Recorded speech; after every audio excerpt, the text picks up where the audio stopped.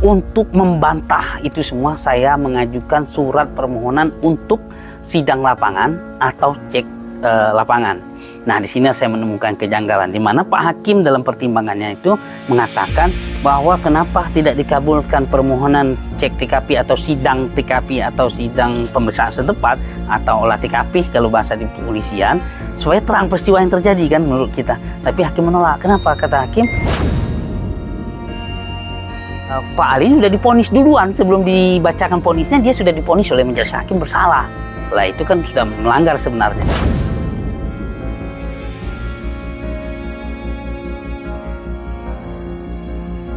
Baik, Assalamualaikum warahmatullahi wabarakatuh. Selamat malam para sahabat Detik. Yang dimana hari ini tepat tanggal 13 Mei 2024, Bang Dian Burlian dan tim saat ini berada di kediaman Pak Ali, yang dimana Pak Ali ini salah satu penjaga museum yang buta baca tulis, agak sedikit kurang pendengaran, dilaporkan oleh salah satu atasannya ke pihak kepolisian atas tuduhan pengancaman. Nah, untuk lebih lanjut para sahabat, kita langsung saja ke Bang Dian Burlian untuk menyabarkan terkait kasus Mo Ali ini. Perlu kita sampaikan ya, bahwa Pak Ali ini adalah penjaga museum yang sudah lanjut usia. Kita juga sudah berada di tempat beliau, dan kami sudah menemani perkara ini separuh jalan ya. Separuh jalan itu sudah di pengadilan. Artinya kita mendampingi itu setelah jaksa menghadirkan saksi-saksi fakta atau saksi yang memberatkan Pak Ali ya. Di situ kita hadir secara tidak sengaja. Kemudian sebelum kita melanjutkan sidang kita, giliran antri sidang kita di akhir persidangan, tapi sebelumnya kita mengikuti beberapa orang yang sidang, dan kita melihat bahwa dari keterangan saksi-saksi yang diajukan jaksa banyak kejanggalan-kejanggalan yang kita lihat, dan kebenaran Pak Ali tidak terungkap. Maka atas dasar itu kita sebagai penasihat hukum ini, saya berpegang kepada ada suatu pepatah dari Buya Hamka, apabila seseorang yang mampu mencegah kezaliman terjadi, dia tidak melakukannya, maka dialah sesungguhnya yang melakukan kezaliman. Jadi atas dasar itu saya tahu dan saya bisa mencegah, menurut saya, makanya saya mengajukan kepada keluarga Pak Ali untuk menjadi penasihat hukum Pak Ali secara sukarela atau pro bono. Jadi alhamdulillah tawaran kita disambut baik oleh beliau, oleh keluarga Pak Ali. Jadi hari itu kita melaksanakan. Kemudian kita mengajukan saksi-saksi yang meringankan. Di dalam proses persidangan ini sebenarnya saya banyak menemukan kejanggalan-kejanggalan, tapi saya berusaha untuk mengatasi permasalahan yang kita temui. Di mana waktu itu kita lihat jaksa penuntut umum itu apakah dia salah menafsirkan keterangan saksi atau sengaja mempolah keterangan saksi, sehingga menurut terungkap berdasarkan pertanyaan-pertanyaan jaksa itu bahwa ada dua kejadian. Pertama, di mana Pak Ali ke belakang ngambil pisau, ngancam Pak Ali dengan jarak 1 meter, sudah mengacung-acungkan pisau, disaksikan oleh Reza dan saksi Deka, Deka Arifin. Nah itu saya lihat ini ada kejanggalan. Kenapa dari saksi Bu Siska menyatakan tidak seperti itu? Gitu. Kemudian dari saksi Berlian, mereka tidak berani mengungkapkan yang lebih, sehingga dia sebenarnya hanya melengkapkan derita saja. Jadi tidak terungkap, dan Ibu Jaksa pada saat itu saya nilai tidak mau mengungkapkan atau tidak mau melakukan pertanyaan-pertanyaan yang lebih mengungkapkan fakta di persidangan. Akhirnya kita ajukan saksi yang meringankan juga supaya membantah bahwa sebenarnya peristiwa itu hanya sekali terjadi. Tapi dari itu hakim masih belum mau menerima. Langkah kita lakukan cek TKP, artinya kita lihat seperti apa yang terjadi. Kemudian kita hadirkan saksi-saksi, baik saksi yang memberatkan, cuma saksi Deka dan Arifin aja yang tidak hadir pada hari itu. Saksi Yeyen ada, Berlian ada, istrinya Bu Ali, anaknya Bu Ali, Bu Siska, semua hadir pada kita rekonstruksi, artinya Allah kita ya yang tidak diakui oleh pengadilan. Namun setidaknya sebagai penasihat hukum kita sudah mengetahui titik kebenarannya, karena prinsip dalam hukum pidana itu untuk menegakkan kebenaran kita harus mengetahui kebenaran tersebut. Nah, atas dasar itulah saya coba cek TKP dan segala macam, kita meyakini oh Pak Ali ini tidak, semakin yakin kita Pak Ali tidak bersalah dan akan kita masuk.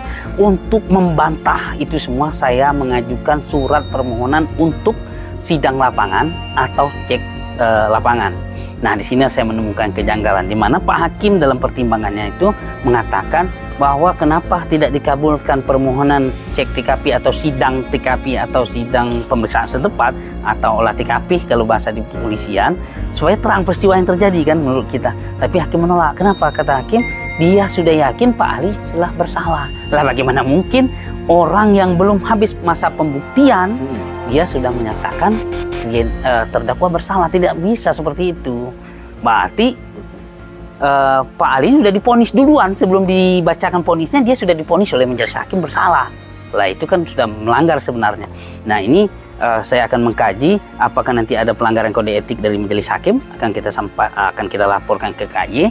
Kalau tidak ada nanti kesalahan dari majelis hakim, ya kita akan menuangkan semua keberatan-keberatan kita itu di dalam memori banding kita. Nah, di saat ini timbul dilema. Yang kedua, saya meyakinkan kenapa hakim ngotot harus putus di tanggal 8. Jadi saya sempat bertanya, kenapa putus tanggal 8? Karena tanggal 8 itu habis masa tahanan katanya. Oke lah, kita ikut. Jadi sebelum sidang saya sudah nyampaikan, ini feeling saya kalau ditolak nanti pledoi kita, maka dia akan putus 8 bulan. Ya. Tapi setelah pembacaan, putusnya itu ditambah 8 bulan 7 hari. Dihitung sejak hari keputusan. Lah kenapa? Supaya saya tidak bisa melakukan banding. Karena saya akan ditekan oleh klien. Dia namanya orang yang di dalam, kemudian keluarga yang di luar kan mengharap Pak Ali ya secepat mungkin pulang kan begitu. Tapi ada dilema di situ. Kalau saya tidak banding, maka kebenaran ini tidak terungkap. Maka selamanya Pak Ali divonis bersalah mengancam kan gitu. Kalau saya banding, Pak Ali ditunda kebebasannya. Yeah. Sementara keluarga kan sudah berharap.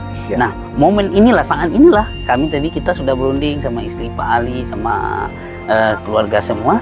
Bagaimana ini? Kita banding atau kita terima? Nah, sampai saat ini kan saya sebagai penasihat hukumnya Pak Ali, kemudian Ibu Ali, mungkin adik-adik ini, kami masih bingung. Satu sisi kami oke, mau terima besok keputusan.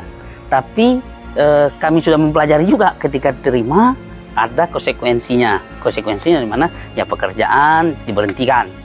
Ya dengan putusnya ini bersalah ini, Pak Ali sudah otomatis diberhentikan pekerjaannya dari sini. Nah, pertanyaan kita sementara adik kita masih kuliah, itu mencari pekerjaan agak susah sekarang. Kemudian apa namanya, ibu ini kan sama Pak Ali di dalam, ya bagaimana berusaha lah untuk mencari makan dengan semampu dia lah. Tapi Tuhan kan adil lah, ada aja kalau untuk makan. Nah, hidup ini kan bukan cuma untuk makan. Bagaimana anaknya Pak Ali yang cewek yang cowok kan harus butuh masa depan. Nah, dengan butuh masa depan ini kan butuh sekolah, kan itu salah satu jembatan untuk menuju masa depan kan sekolah. Loh, kalau sekolahnya nggak ada jembatan ya nggak sampai kan ke sana gitu. Baik. Nah, ini yang jadi problem kita. Cuman tadi saya sudah sampaikan dengan keluarga, kita sama-sama mohon kepada Tuhan Yang Maha Kuasa supaya besok pagi ada keajaiban atau ada petunjuk yang memang harus kita lalui dari Tuhan Yang Maha Kuasa. Karena ketika kita menemukan jalan buntu dan kita sudah berusaha maksimal mungkin, biarkanlah doa-doa kita bertarung di langit. Mudah-mudahan Tuhan akan menurunkan rahmatnya besok pagi. Baik. Jadi dalam kasus Pak Ali ini, saya simpulkan kemudian mengatakan bahwa banyak kejanggalan. Ya, betul. Dengan putusan ini, Pak Dian masih pikir-pikir untuk melakukan banding.